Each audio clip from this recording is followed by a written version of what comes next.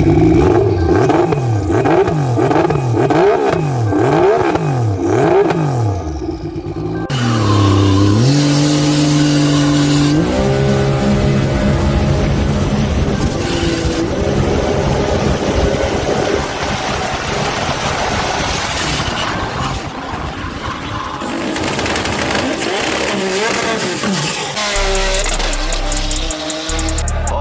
shit! The car was even celebrating.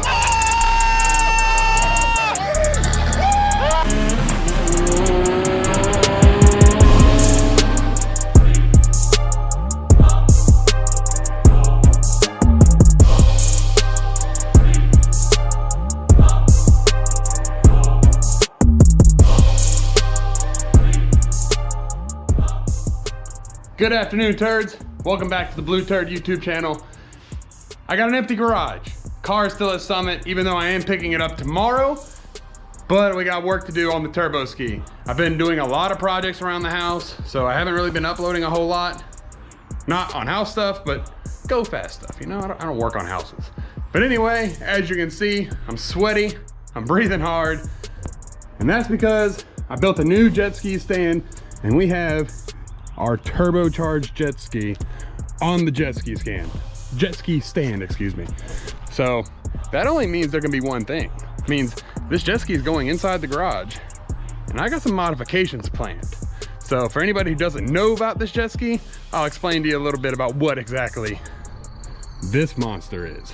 What we got going on is we got to give this thing a bath because this is just disgusting. So I figured we go ahead and detail this thing up, get it ready for lake season. We got to install a new wideband since I broke that with my foot. Long story. But as you can see, we got our Rotax 3-cylinder 1500cc with a turbo. And I'm doing something that I've always wanted to do, and I blame this completely on JP Racing because I am in love with his Turbo Seadoo's exhaust, and I have to have one.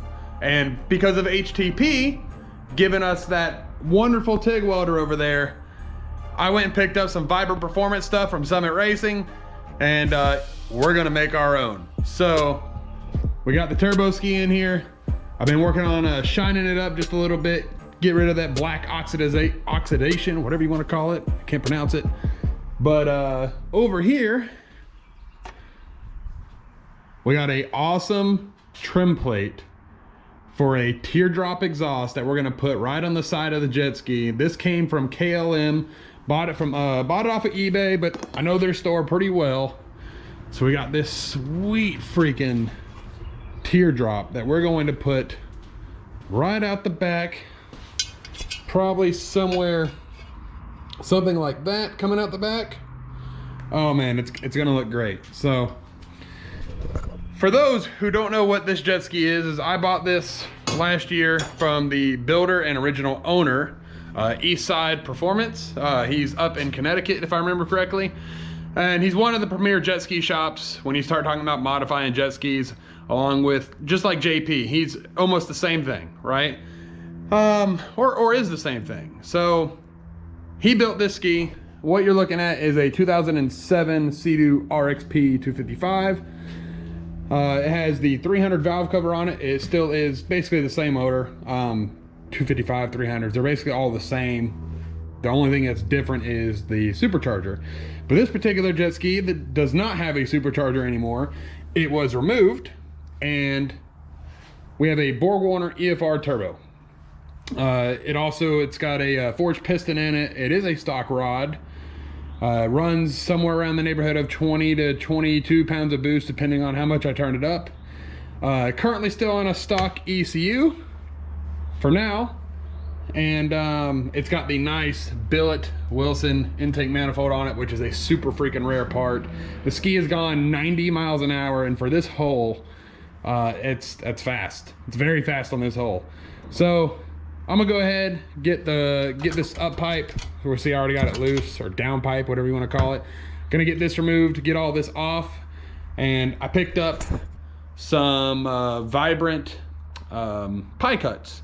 So, because I figured this is gonna be a really tight area, And man, I'm not a fabricator. So Vibrant Performance is gonna come in clutch on the pie cuts, so I don't have to cut anything myself, just tack it all together and freaking send it, brother. So let's get this yanked apart and start mocking this thing up. See if we can get this off. There we go.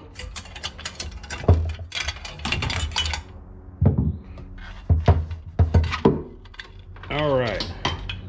So for the car guys watching, this is what they call a water jacketed pipe. It's actually pretty cool. The holes that you can see right here are where water flows to cool this thing off while it's in the ski, because there's not a lot of ventilation. Keeps everything a little bit cooler.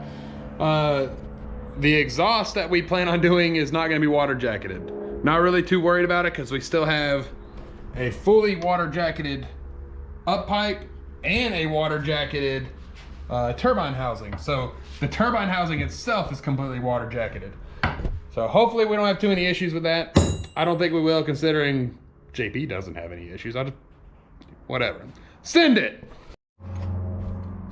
So got a new flange here, and then what I got here is a 3" to 3.5" kind of like a transition pipe, so we can run a larger pipe. There's not going to be any performance gain. The only reason I did this is because I figured a 3.5" pipe would probably look a little bit cooler coming out the side. I could be wrong, but hey, whatever, we've already done it. So I gotta get that tacked together, because this fits in here perfectly, and then all we gotta do is put that on there, clamp it, and then start mocking this up. And this is gonna be tight, because whoop, there she goes. Come on, baby, come back here. Because this is gonna be really tight, because the exhaust is gonna exit like right here. So this is why we got pie cuts, because this pipe is literally gonna have to go right here. It's gonna be very short. And when I say pie cuts, those who don't know what I'm talking about, I'm going to show you right here. So this box from Vibrant Performance contains 6 of these pie cuts. And when we say pie cuts, this is what we're talking about. So this is a piece of pipe that is cut at a specific angle to where you can get a tight radius by welding a bunch of them together. And you can also turn and twist the pipe however which way you want it, because they're all cut the same. Everything goes together like Legos. See if I can do this one-handed, and I'll show exactly what I am talking about. So if we take our short sides and we put our short sides together, look at that. So you can really see how we can get a really tight radius turn and it still be pretty much smooth on the inside. Now, some people do this for looks. Of course, we're not doing it for looks, even though it will look fucking cool. We are doing it because, well, hell, it's Vibrant Performance stuff, and we need the right material to make this work. So let's get started.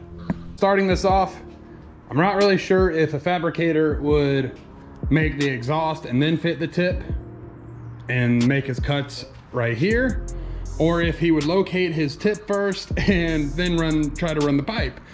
I don't really know, so I'm just taking my best wing at it. So for the past 20 minutes or so, I have been taking what was a flat piece of metal and bending it by hand over my knee to get the curvature of this. And I'm pretty happy with this. Looks like I'm gonna go probably somewhere like that. And you can see that flat piece of metal now pretty much sits flat. Once we put our drill marks through these holes and then rivet this down, it'll pull it down a little bit more flat. And I might be able to bend it just a little bit more, but I'm freaking happy with that. All right, boys. That's kind of mocked up in place. That's kind of what I'm thinking. Y'all go ahead and hop in the comment section. What do y'all think of this? Yay or nay? Because you know, the RICER is coming out in me on my jet ski quite a bit here. I just called you a RICER, JP. Anyway, all right, so I'm gonna go ahead and trace this out, because this is now going to be our exhaust opening. Cut it all out, and then see what we're working with here.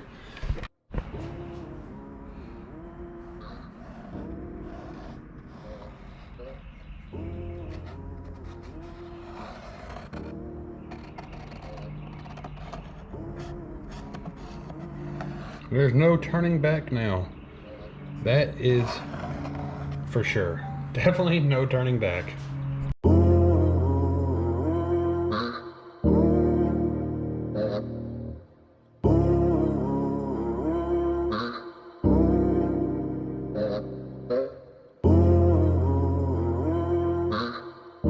All right, so I'm holding this in place with my hand, and now you can kind of really see what I'm talking about. Now I got this held up with my hand, and you can see that it is definitely not coming towards the outlet. I mean, it's going to be some trickery, you know. Be real, if I can like pull this off, I'm getting my fabricator badge. I'm getting that award. I don't know where you get it, but I'm getting it. Guys, I think we are freaking making progress here. Went ahead and tacked up some more pies. Looks like we got some trimming to do back here, but this looks like it might work. I mean, God, it is freaking tight. So I'm gonna have to cut a bunch of plastic right here. And I've tried turning this a couple different ways, but I think, I can't turn it.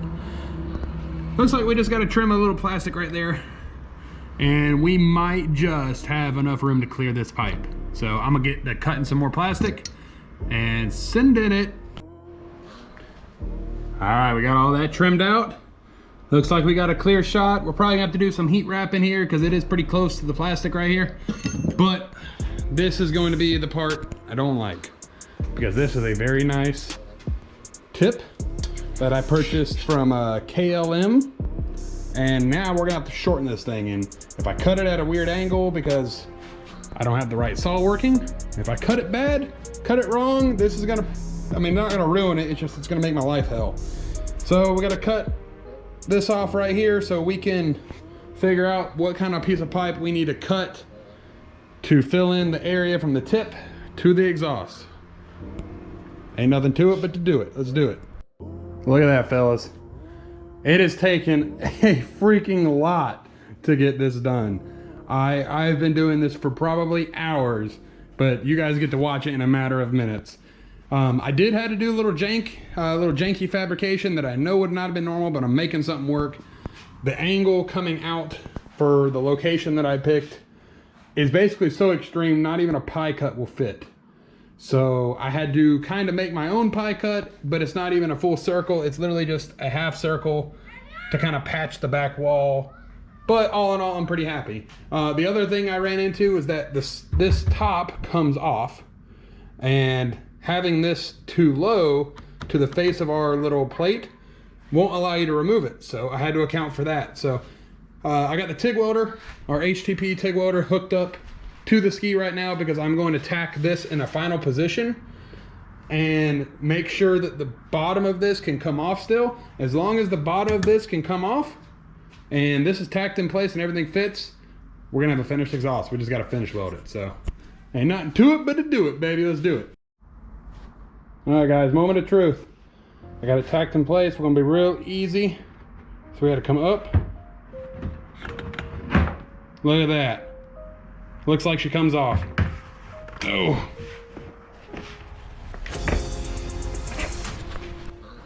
Well, there you guys have it. That is my first exhaust that I have made from scratch. And I mean, besides for the exit right here where I had to kind of make something, this can't be seen from the outside, so I'm not too worried. And once I finish it, dress it up, grind it down, you'll never know. But what a freaking angle. Jesus Christ. Let's get it finished, welded up, get this thing put on.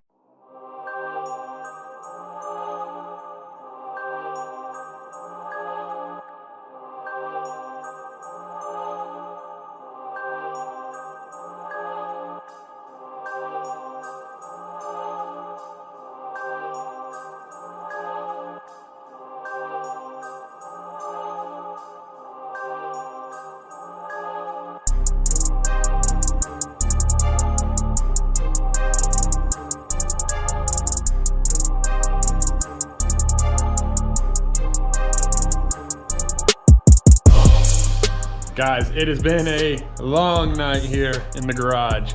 but here she is. She is all finished welded. I'm not a fabricator, but dude, thanks to HTP and then Vibrant and then edge welding cups, like, look at this. This is amazing. Someone would pay serious money for this, and the sad part is I made it. Nothing I made seems to be worth money until I made this. But anyway, Vibrant performance with these freaking pie cuts, man. This is amazing. So I'm gonna go ahead, I'm gonna throw this thing on the ski. We're gonna get a fire up right now.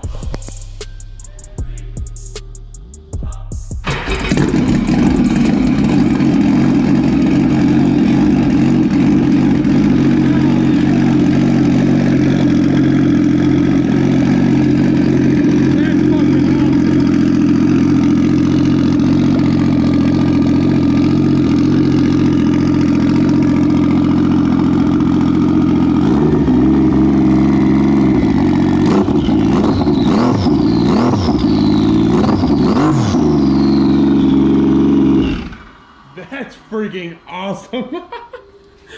Oh my God, that's amazing. Yeah. I'm so happy with that. Don't forget, hit the subscribe button, show me some love, share, like the video, hit the little dingle icon. I will send you guys off with one last fire up of the turbo ski. Let's give her a little wop wop.